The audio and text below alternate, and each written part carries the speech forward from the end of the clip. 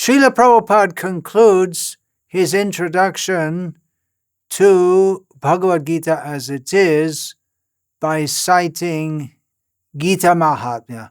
There are several Gita Mahatmyas. This one, in 7 verses, encapsulates all the reasons why we should study and encourage the study of Bhagavad-gita. It's especially appropriate to discuss this just before Mokshada Ekadashi. I'm speaking this shortly before Mokshada Ekadashi, which is the day on which Lord Krishna spoke Bhagavad-gita to his friend and disciple Arjuna. The author of this Gita Mahatmya is unknown. It's often ascribed to Adi Shankaracharya.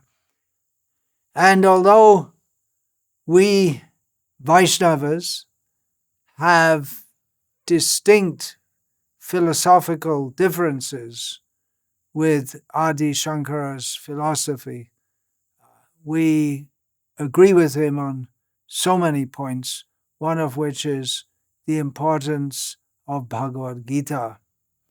The first verse, Gita Shastra Vedang Punyam Yah Patet Prayata Puman Vishnu Padam Avapnoti Abhaya Shoka Adi Varjitaha.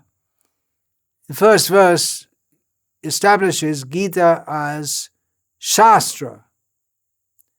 Generally, the main importance in Shastra is given to Shruti, the original Vedas, and Bhagavad-gita appearing in Mahabharata is considered Smriti, less authoritative. But as we will see as we go through this Gita Mahatmya, this Bhagavad-gita is the essence of all Shastras, and whatever's in Shruti is summarized, whatever the ultimate direction of Shruti is summarized here in Bhagavad-gita. This is Shastra. It means it's authoritative. It's not someone's made-up idea. We should take it very seriously. Shastra means that by which we should be ruled. Our life should be ruled by Shastra. And although we can't study so many different Shastras, we can study Bhagavad-gita. Study of Shastra is punya, it's a pious activity, but not all Shastras award this benediction, that by regular study of Gita, Vishnu Padam Avapnoti, we can go to the land of Vishnu, Vaikuntha Loka, which is completely devoid of fear, lamentation. This material world is characterized by dukkha, as Lord Krishna states twice in Bhagavad-gita. The characteristics of this material world are anityam, asukham lokam. Everything here is temporary, and everything here is full of misery. But the spiritual world of Vishnu is full of bliss. There's no question of any fear. There's no question of any lamentation. There's no question of any distress of any kind. Therefore, it is recommended that respecting this Gita as Shastra, not just thinking of it as someone else's opinion or one book among many other books, we should, with full faith, regularly study Bhagavad-gita. Gita dhyana shilasya pranayama parasya cha naiva santi hi papani purva janma kritani cha. We're recommended to study Bhagavad-gita, not just recite it in some gibberish kind of way. And persons who are accustomed to, who have the propensity to regularly study Bhagavad-gita, and also mentioned here, to perform pranayama, of the yoga system, then naiva santi papani purva janma kritani cha. We are all getting birth after birth after birth. We commit sins, then we have to suffer the reactions.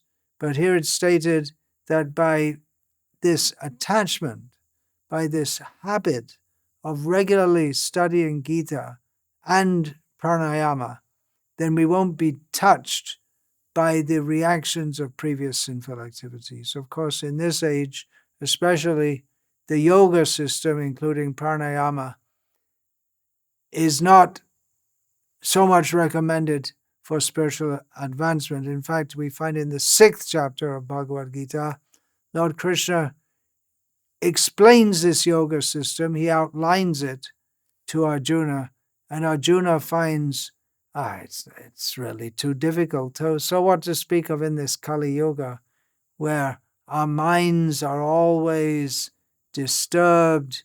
We don't have a long lifetime, which is required for the yoga system. So in this Kali Yuga, we should study Gita and chant Hare Krishna.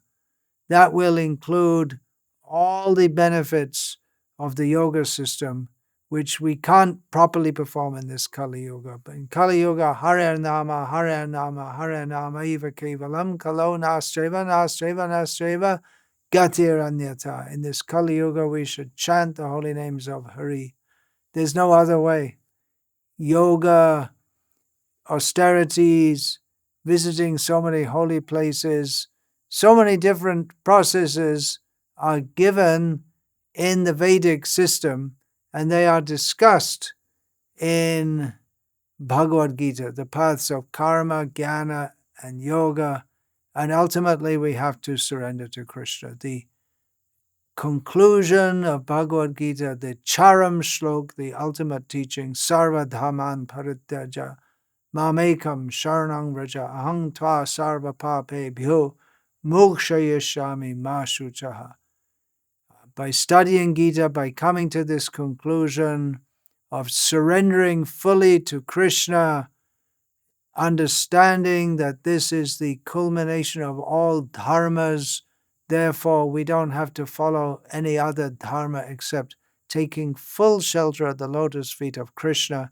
And Krishna says, I will deliver you from all sinful reactions. Do not fear. This world is a world of fear. By studying Gita, by coming to the conclusion of Gita, of fully surrendering to Krishna, we are delivered from all sinful reactions. And we go to the land of Krishna. In the 3rd verse of Gita Mahatmya, we find Mala nirmochanam pungsam jala snanam dine dine. Mala nirmochanam pungsam jala snanam dine dine. Sakrit gitamrita snanam sangsara malanashanam. Every civilized person bathes at least once daily, and in this way the accumulated dirt on the body, perspiration, whatever, is cleansed. But, the author of Gita Mahatmya says, by simply once bathing in the nectar, not just water, but the nectar of Bhagavad-gita, we are relieved from the filth that accumulates by being in material existence. So the analogy is clear. We clean off the body by bathing in water, but we should bathe in the nectar of Bhagavad-gita, which cleanses off the dirt of material existence. The dirt of material existence is Kam, Krodh, Lobh, Moha, Mada, Matsarya. These are all discussed in Bhagavad-gita. Lust, greed, anger, illusion, pride, envy, so many different material attachments are there, so many misconceptions are there.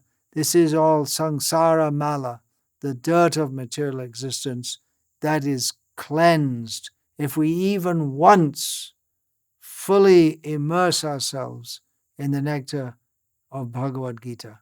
But better, we immerse ourselves not just once. It's not like a kind of book. Okay, you read it, you finish it, but it's to be daily, throughout our lives, resorted to for cleansing of and purifying of the consciousness. And how should we study Bhagavad-gita?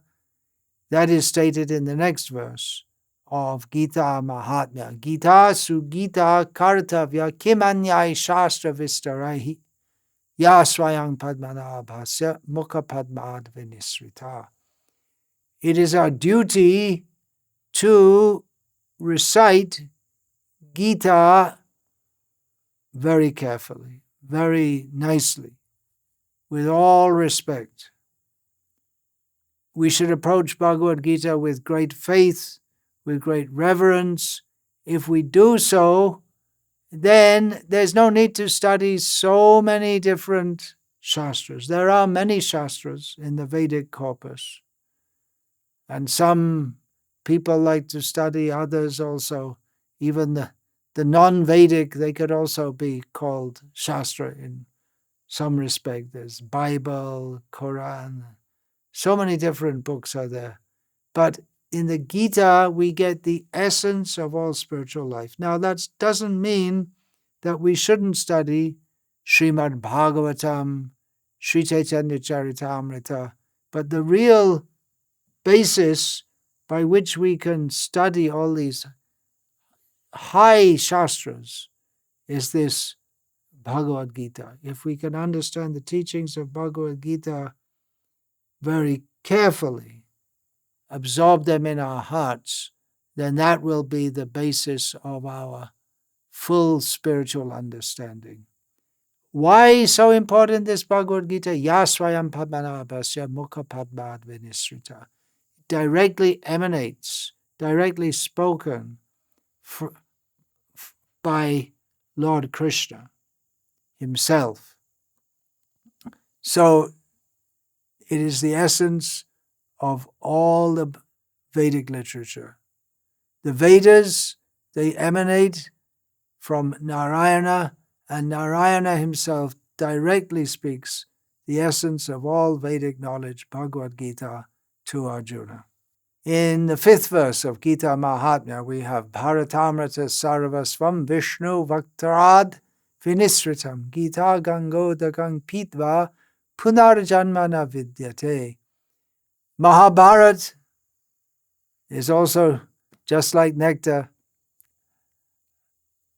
but the very essence of that is Bhagavad-gita. Even if we don't study the whole Mahabharata, which is a huge task, the very essence is Bhagavad-gita. And again, the importance is given that it's spoken directly by Lord Vishnu himself, Krishna. Another analogy is given of the water of the Ganga. We may go a long way to take a bath in the Ganga, drink the water. That is very purifying. Or someone may bring to us from a long distance in a bottle the water of the Ganga. It used to be, before the days of mass transportation, that people would go to the Ganga on a pilgrimage.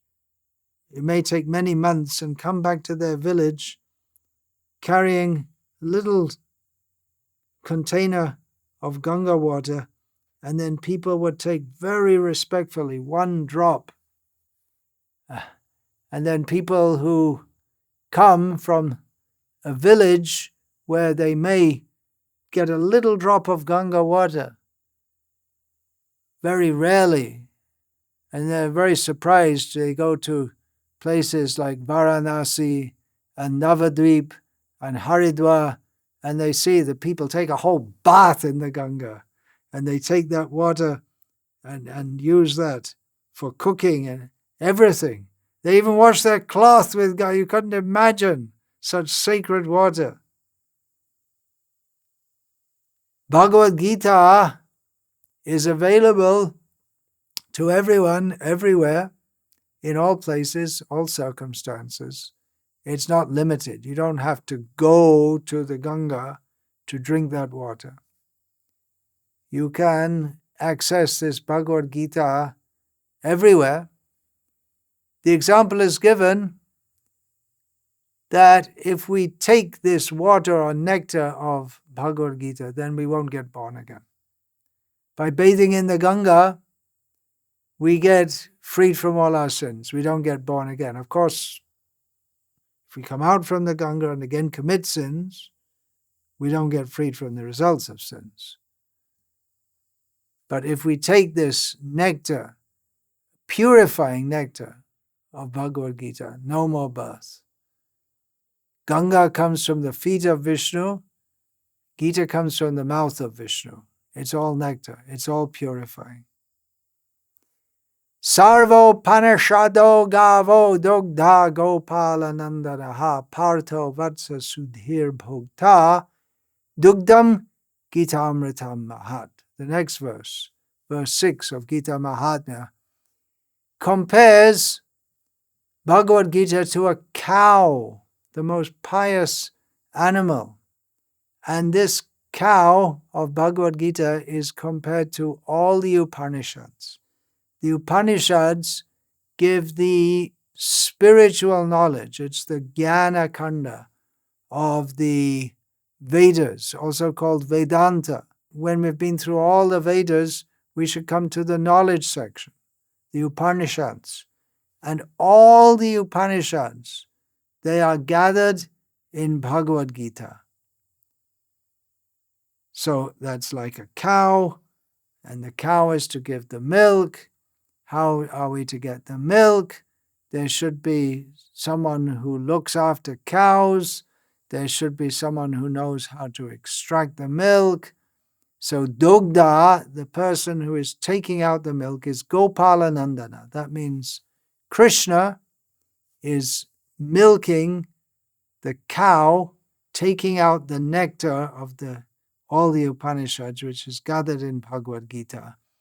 Now, if we want the cow to give milk very easily and profusely, then what does the cowherd man who milks the cow, what do? They bring the calf close to the cow, and then the cow, out of affection, gives that milk profusely and in good quality. And she gives it very easily. So in the same way, in this analogy, the cow is the knowledge of the Vedas. Taking out the knowledge of the Vedas and delivering it is Krishna. And Partha, Arjuna, is just like a calf, because Arjuna is very dear to Krishna, and Arjuna is the right person for receiving the knowledge of Bhagavad-gita. And then Sudhir Bhokta, who is going to drink the milk? Why is this milk being extracted? Who's going to enjoy this milk or the instructions of Bhagavad-gita? Sudhir, people who have very steady intelligence, very purified intelligence. We can become Sudhir by hearing Bhagavad-gita. So this Bhagavad-gita, it's not meant for people who are interested in gross worldly enjoyment. It's meant for spiritually minded people, Sudhir Bhokta. And what is that? Dugdam Gitamritam Mahat. The milk of Bhagavad-gita is the nectar of Krishna's instructions. It's just like nectar. It's great nectar. The last verse of Gita Mahatmya is a call to the people of the world to take Bhagavad-gita. Ekam Shastram Devaki Putra Gitam. Eko Devo Devaki Putra Eva. Eko Mantras Tasya Namaniyani karmapyekam tasya devasya seva. This is the formula for uniting all the people of the world. Instead of fighting over my book, my opinion, your opinion, my philosophy, this, that, let us all accept the beautiful song sung by the son of Devaki, Krishna. Let there be one scripture for the whole world, this Bhagavad-gita. And let there be one God. Actually, God means one, but there are different ideas of who God is. People are fighting. By studying Bhagavad-gita, we can understand Matah Parataram Nanyat Kinchid Asti Dhananjaya.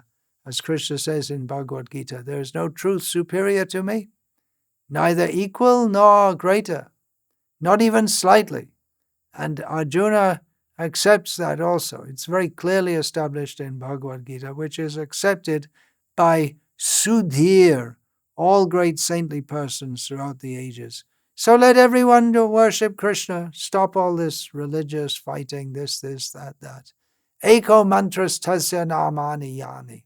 There are so many mantras, so many prayers, but let us emphasize this one practice of chanting the name of Krishna, especially the Hare Krishna mantra. Hare Krishna, Krishna Krishna, Hare Hare, Hare Rama, Rama Rama, Hare Hare. And let everyone unite. Karmapyekam tasya devasya seva. Everyone should perform all their work for Krishna. Let us all unite on this platform. The topic of working for Krishna, is elaborately described in Bhagavad-gita. Please read it, please distribute it, please live by it, and let us make our own lives perfect and benefit the whole world by this message of Bhagavad-gita. Hare Krishna, Krishna Krishna, Hare Hare, Hare Rama, Rama Rama, Hare Hare. Vancha kalpatarubhyascha kripa